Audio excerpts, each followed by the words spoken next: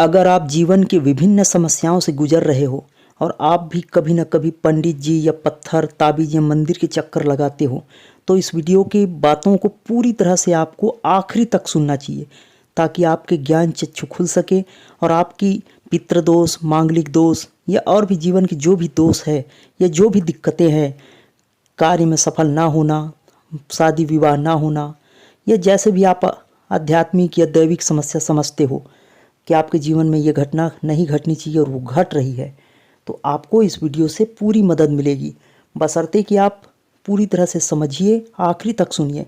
एक बार में समझ नहीं आएगा, 2 से 3 बार में सुनना तो शायद आपको समझ में आए।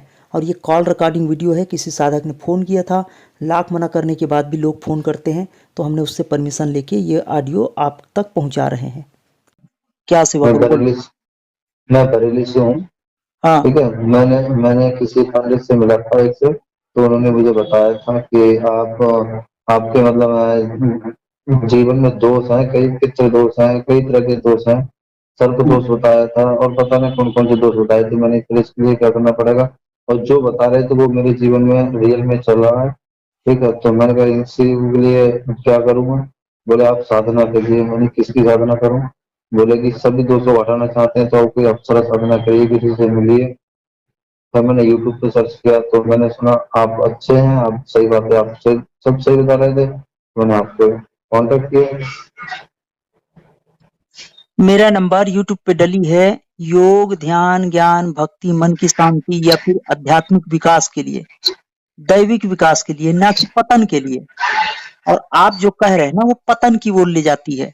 वो कैसे, आप समझिए। तो अगर मुझे बताइए, तो मुझे मतलब रास्ता बताइए, क्या करूँ मैं, क्या ना करूँ। बता तो रहा हूँ, शांति सुनोगे तभी समझाऊंगा। हाँ। मैं जो बता रहा हूँ उसे शांति से सुनो। अगर मैं आपको, आप ही किसी व्यक्ति को बोलोगे कि भाई आपको मीठा पसंद है, न 100 हम्म, लोगों से जब आप बात करोगे, हम्म, आप अपने स्पीकर बंद कर दो। हाँ। स्पीकर बंद कर दो पहले। स्पीकर तो बंद है, मैं ब्लूटूथ से बात कर रहा हूँ। हाँ, अगर आप 100 लोगों से बोलोगे कि आपको मीठा अच्छा लगता है, तो क्या बोलेगा बताओ? गैस करके बताओ। मैं लोगों से बोलूंगा मीठा पसंद है तो लोग बोलेंगे, वो पसंद होगा तो बोलेंगे पसंद है। क्या सोचते हो तुम, क्या सोचते हो दुनिया के बारे में? तुम क्या सोचते हो? अपनी ओपिनियन दो ना। अगर 100 लोगों में से लोगों को बोलते हो, तो ज्यादातर लोग क्या बोलेंगे? उससे बोलेंगे पसंद है। क्यों बोलेंगे? अपना ओपिनियन दो, क्यों बोलेंगे?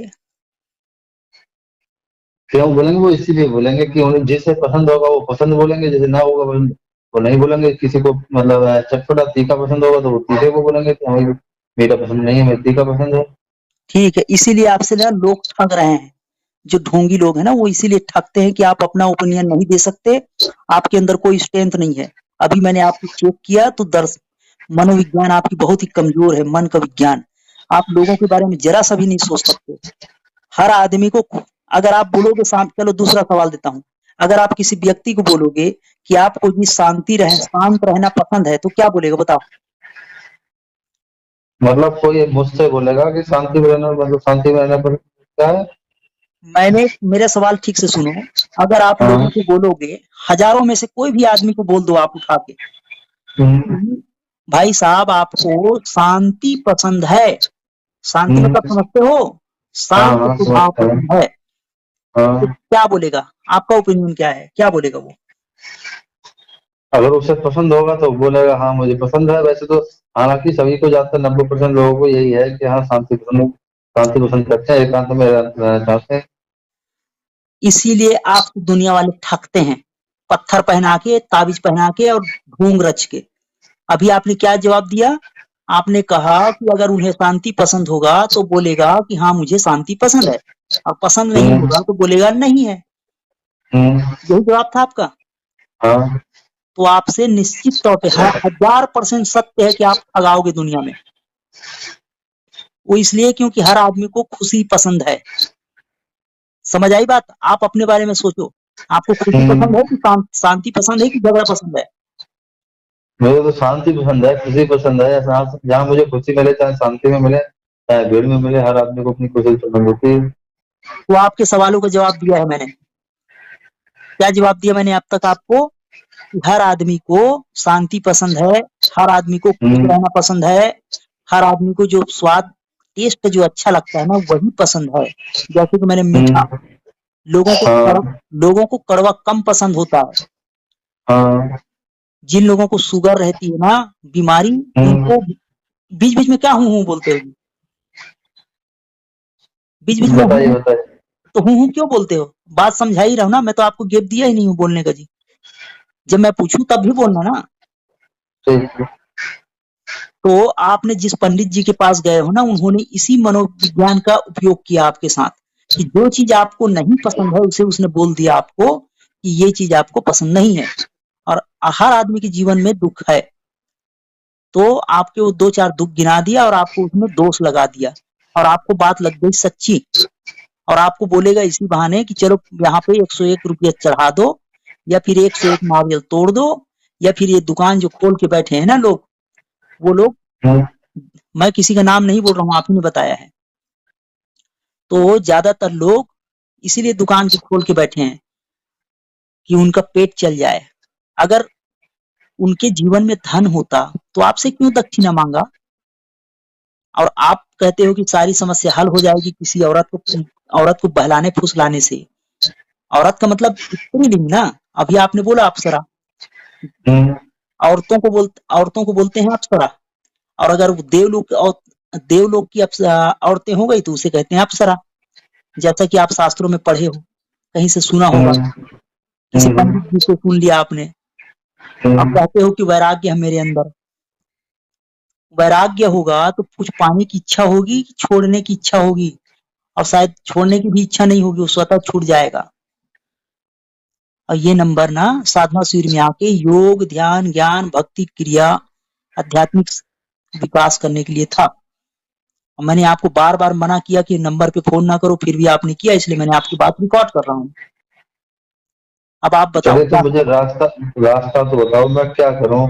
अभी मैं तक आपको कोई रास्ता किसी नहीं बताया? क्या नहीं, मैं रास्ता बताया मुझे। क्या एक वेट कोई मुझे एक कोई निश्चित रास्ता बताता है कि इस रास्ते पर मैं एकदम अनजान हूँ, आध्यात्मिक के क्षेत्र में बिल्कुल ही एकदम नया हूँ, ठीक है।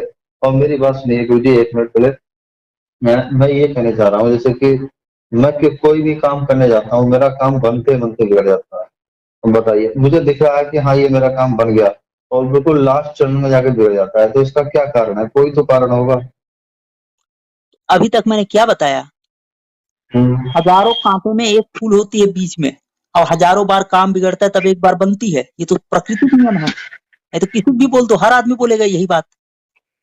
अगर आप जिस व्यक्ति को सफल समझते हो ना, भारत का हम्म। सबसे बड़ा रईस आदमी का नाम बताइए धन से। जानते भी हो एक आध किसी का नाम? हाँ, अनिल अंबानी है। बस। तो क्या वो अचानक सीढ़ी पे चढ़ गया होगा? वो कभी नहीं गिरा होगा। गिरा, वो गिरा तो होगा। फिर से बोल दो कि शायद गिरा होगा, या नहीं फिर गिरा होगा। गिरा होगा। अभी कंफर्म बोल रहे हो गिरा होगा? हाँ हाँ। कितने परसेंट? 99 बार गिरता है तब एक बार पास होता है व्यक्ति। वो तुम्हारी बात नहीं है। जो सबसे सफल व्यक्ति होगा धन के मामले में, वह भी यही नियम लागू किया होगा। उनके साथ भी यही प्राकृतिक नियम लागू हुआ है। उसने उठा होगा। गिरना आसान है, उठा होगा, इसीलिए वो 99 बार में सफल हुआ होगा। अब वो 99 नंबर सफल होने वाला नंबर शायद किसी के साथ पहले आ जाए, किसी के साथ बाद में आए। ये ठीक वैसा ही नियम लागू होता है जैसे ताश के पत्ते में एक आध किंग होता है या क्वीन होता है। पलटते रहो, शायद लास्ट में मिले, शायद शुरू में मिले। वो आपके साथ कर्म करते रहो, जिस दिन आप दक्ष हो जाओगे सफलता मिलेगी। अब बोल रहे हो कि क्या कारण होगा? अब इसमें कोई ग्रह आपके सर के ऊपर चढ़ गया है ये तो नहीं कहेंगे हम। आप ही बताओ कैसे चढ़ जाएगा? कर्म आपने नहीं किया, मंगल भारी हो गया, पितृ दोष हो गया। मानते हैं कि आपने पिछले कर्म गलत किया होगा, इसलिए हो सकता है कि पूर्वजों के आशीर्वाद ना हो, पर अभी तो वर्तमान में अच्छे कर्म करो। आपने पूछा क्या करूं, तो किसी गुरु के शरण जाओ, ध्यान करो, मंत्र करो, सेवा करो, सत्संग करो, साधना करो। अब साधना मतलब कोई अप्सरा या भूत को पकड़ना को साधना नहीं कहते। ये तो पतन की ओर सबसे ज्यादा तेज गति से चला आपने। एक तो ऐसे ही भूत बेचारा परेशान है, भटकती आत्मा है, उसे आपने उनके भोजन देके और पकड़ा, और शायद पकड़ में आए भी और ना आए भी, और आ भी गया पकड़ में, तो आपको क्या देगा वो? जिनके पास जो है वही तो देगा। भूत खुद ही बेचैन है। अधमरा अधमरा रहा होगा व्यक्ति, या फिर अकाल मृत्यु मरा होगा, तो आपको क्या देगा वो?